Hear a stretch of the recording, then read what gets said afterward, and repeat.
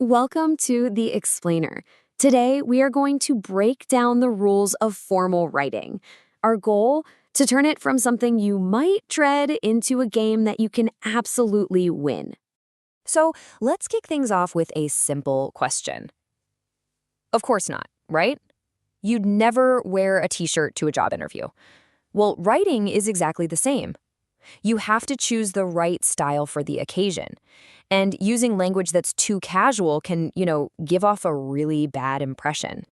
And here it is, laid out plain and simple. Formal writing is for those serious, professional moments. Think job applications, academic papers, that kind of thing. Informal writing, that's your friendly, personal tone for texting your friends or posting on social media. They both have their place, for sure, but mixing them up is kind of like wearing swim trunks to a board meeting. It just doesn't work.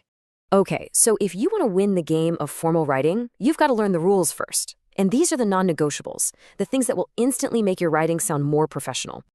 All right, first up, contractions. Words like don't or I'm, they're basically two words mashed together. And while we use them all the time when we talk, they're just a little too casual for formal writing. They can make your work seem less serious. And you can see it right here. Just look at how a tiny change completely shifts the tone. Swapping out can't for cannot or I'm for I am. It's such a small edit, but wow, it adds some serious weight and professionalism to what you're saying. Now, this next one might seem like a no-brainer, but it can be a little tricky. Slang isn't just about curse words. It's really any language that's too conversational for a professional setting. And that's a super important distinction, especially because so much of the language we hear on TV or online is way more casual than what you need for formal writing. And this is a perfect example. I mean, you know exactly what the student meant, right? The meaning is crystal clear. But the phrasing is just completely wrong for a formal essay.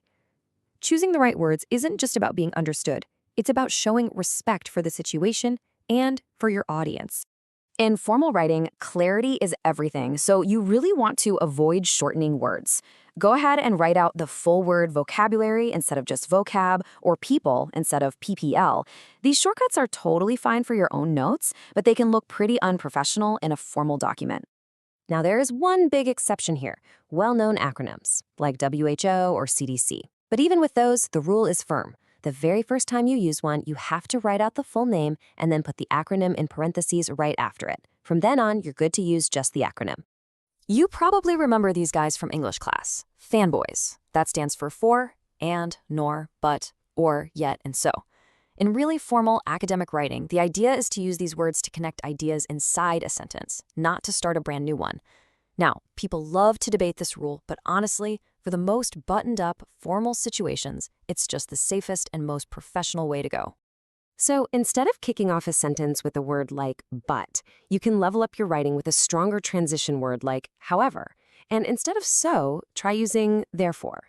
It's a really simple swap that makes your writing flow better and sound way more sophisticated. Okay, so we've got the core rules down. Now let's see them in action, right? We're going to apply them by actually building a formal letter from the ground up, piece by piece. Every single formal letter should follow this clear 6-part structure.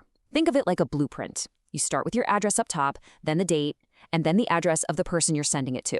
After that comes the greeting or salutation, then the main message in the body, and you wrap it all up with a closing and your signature.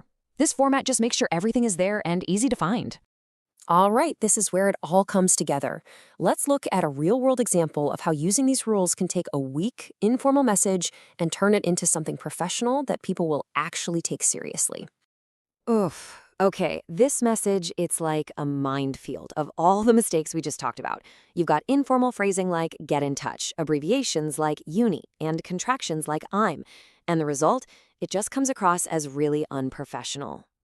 But now, look at this transformation. I need a job becomes the much more formal, I am writing to apply. Uni gets upgraded to university. And that casual get in touch becomes the polished, I look forward to hearing from you. By just applying our rules, the after version sounds competent, serious, and totally professional. The difference is just night and day. And following these rules isn't about being picky. It's about showing respect for your reader. It's about presenting yourself as a credible, professional communicator who pays attention to the details. It really signals that you take the opportunity and yourself seriously. So now it's your turn to put this into practice. Think about your own writing.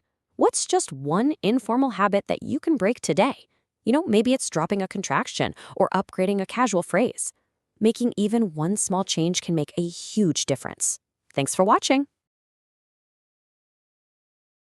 This video was made using NotebookLM, combining expert insights from channels like IELTS Advantage, Learn Academic English, and Literacy in Focus. You can find the full list of these resources in the description below. Thank you for watching, and keep writing to win.